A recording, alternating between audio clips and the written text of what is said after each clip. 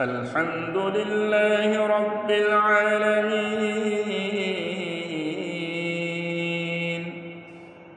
الرحمن الرحيم مالك يوم الدين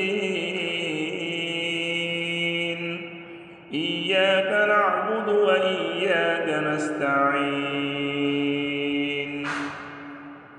اهدنا الصراط المستقيم صراط الذين أنعمت عليهم غير المغضوب عليهم ولا الضالين.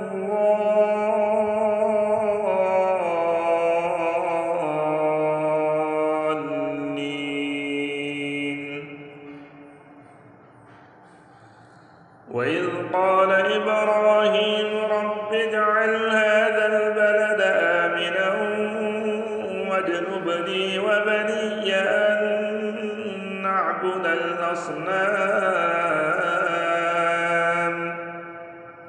رب إنهن أضللن كثيرا من الناس فمن تبعني فإنه مني ومن عصاني فإنك غفور رحيم. ربنا إني أسكنت من ذريتي بواد غير ذي زرع عند بيتك المحرم ربنا ليقيموا الصلاة فاجعل أفئدة من الناس تهوي إليهم وارزقهم من الثمرات لعلهم يشكرون.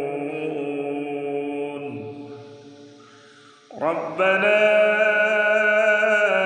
إنك تعلم ما نخفي وما نعلن وما يخفى على الله من شيء في الأرض ولا في السماء.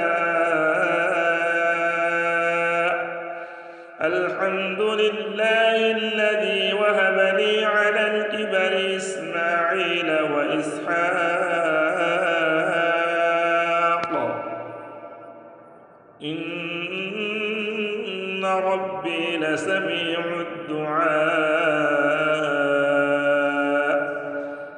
رب اجعلني مقيم الصلاة ومن ذريتي ربنا وتقبل دعاء.